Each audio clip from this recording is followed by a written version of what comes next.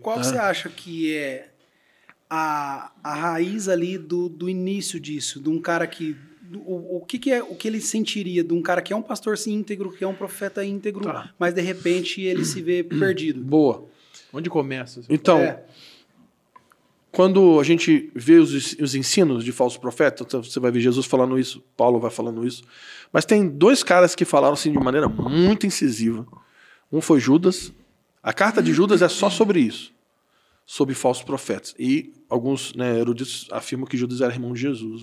E o outro foi Pedro. Não estamos falando de Judas. O Iscariotes. Não, está falando do escritor da carta de Judas, que alguns eruditos, afirmam que era irmão de Jesus, ou alguns dizem meio irmão de Jesus, mas não é o Judas que traiu.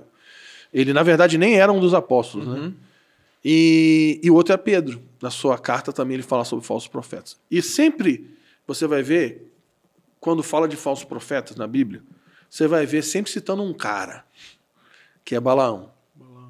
Balaão Vendido. Balaão era um cara que sempre quando alguém está falando de falso profeta, o nome dele entra na jogada. Então Pedro fala sobre isso, Judas falou isso, e Jesus também em Apocalipse, quando ele está confrontando a igreja lá nas cartas, ele está falando sobre a doutrina de Balaão, que estava inserida dentro da igreja. Então, assim, quando está falando de falso profeta, entra esse Balaão.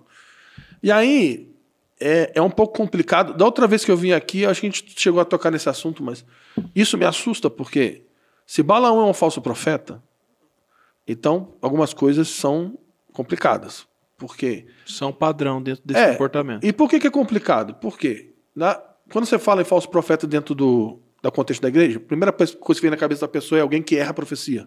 Então, o falso profeta é alguém que profetiza alguma coisa que não tem nada a ver. Que não tem nada a ver, que errou. Que não é a questão. Só que Balaão nunca errou uma profecia. Lá em Números, se você pega do 22, 23, 24, 25, tudo que Balaão profetizou aconteceu. Balaão nunca errou uma profecia. E aí tem umas características sobre Balaão que me assustam. Primeiro, Balaão, a Bíblia diz que o Senhor foi até ele. Então Balaão conhecia a presença de Deus. Segundo, o Senhor falava com ele ouvia a voz de Deus.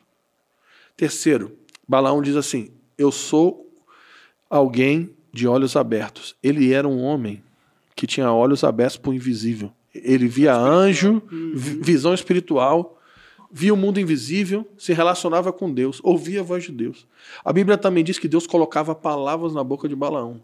Bicho. Ativamente. Não. Íntimo. Falar assim. Não, e relacionamento, assim. Relacionamento. E Balaão, ele fala, Deus não é homem para que minta, nem filho do homem para que se arrependa. Gente, qualquer pastor já usou essa frase alguma vez. Está na boca da igreja. Foi o Balaão que falou isso até agora. Sim, me pegou ele falou isso. E isso é uma verdade bíblica. E para piorar, Balaão tem uma profecia que a gente chama de profecia messiânica. Dentro das profecias sobre Cristo, uma delas está em Números, que quem falou foi Balaão. Ele diz, vejo de longe, não de agora, a estrela de Jacó vindo. E quando ela vier, ela vai destruir os inimigos de Deus, bicho. Tudo que ele profetizou para Israel aconteceu. Tudo o que ele falou se cumpriu. Então, o que define Balaão como falso profeta? Então, tem duas respostas para isso, mas a mais simples é como começa, né? Logo no Números 22, no versículo 7, por ali, vai explicar por que Balaque contrata Balaão. Ele manda os emissários, diz lá, e os emissários chegaram a Balaão com preço dos seus encantamentos. O que define um profeta, um falso profeta, não é a assertividade daquilo que ele profetiza, mas com que coração ele profetiza. O que define Balaão como falso profeta é que ele é alguém que estava envolvido com a palavra profética, buscando benefício próprio. Motivação. Buscando pagamento. É a motivação. Então é aqui que começa o caminho que leva a níveis de falsos profetas. Porque você tem uns caras assim que chegam num lugar que, bicho... Não sai mais. Da onde que esse cara não sai mais? Dali. Já está cauterizado. E você tem pessoas que podem olhar para si mesmo e se arrependerem, cara. Em algum momento agiu como um falso profeta. Comportamento, entendeu?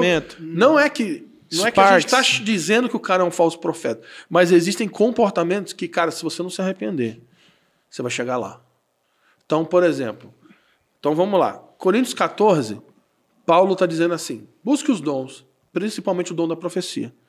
E o que ele diz? Ele diz por quê? Ele diz assim, siga o caminho do amor, siga o amor, por isso busque os dons. Principalmente a profecia. Por quê? Porque aquele que ora em línguas edifica a si mesmo. E aquele que profetiza edifica a igreja. Então ele está por isso que é siga o amor. Porque no capítulo anterior, porque no capítulo 12 de 1 Coríntios ele está falando sobre o profético, aí no 14 está falando sobre o profético, e no 13 parece que ele mudou de assunto. Falei, pô, Paulo tá doidão, mano. Porque ele está falando sobre o profético no 12, no 13 ele fala sobre amor. Aí bateu até o TDAH, Renato Russo, né? fez música. Até Renato Russo fez música. Né? E no 14 bateu o TDAH, falou sobre o amor, e no 14 ele voltou. Falei, ué, Paulo tá doidão. Mas na verdade ele nunca mudou de assunto.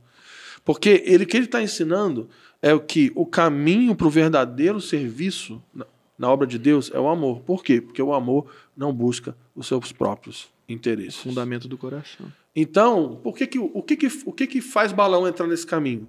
E lá na frente todo mundo, quando vai falar de falso profeta, aponta. Não é porque ele errava a profecia. Porque um verdadeiro profeta pode errar uma profecia por imaturidade ou por um dia mal, mas um falso profeta ele pode acertar tudo. Então Balaão é alguém que profetizava em troca de pagamento. Ele estava envolvido com Deus, com a obra de Deus, e buscando benefício próprio. Mostra que o dom é irrevogável. Como? Mostra que o dom é irrevogável. Então, isso aí é uma questão teológica complexa, porque quando está falando de dons irrevogáveis lá em Romanos, ele não está falando sobre dons espirituais. Sim. Ele está falando sobre a eleição de Israel. Então, mas eu falo na questão de no grande dia, olha, profetizamos em sim. seu nome. sim. Enfim. Então, qual que é o ponto? Isso aí que você citou é bom. Quando Jesus está falando em Mateus 7, ele está ensinando sobre falsos profetas. Né? Então ele fala, cuidado. Porque tem lobos no meio de vocês disfarçados de ovelha. Ou seja, fala como crente, se veste como crente, canta música de crente, prega como crente, mas ele é lobo. E aí ele diz assim, pelo fruto você vai conhecer. Então como é que faz para conhecer um falso profeta? Pelo fruto. Aí ele vai ensinando em Mateus 7. Aí ele continua dizendo, porque naquele dia muitos virão e falarão, mas eu profetizei em seu nome. Mas eu expulsei demônios, mas eu fiz milagres, mas eu preguei. Aí o que ele vai dizer? Eu não te conheço. Por quê? Na Bíblia, o fruto não está relacionado com dom. Exato. O fruto está relacionado com caráter. O Frutos fruto do Espírito, em Gálatas 5, ele não está falando sobre dons. Não está falando sobre capacidade. É diferente. Está falando sobre santificação e caráter.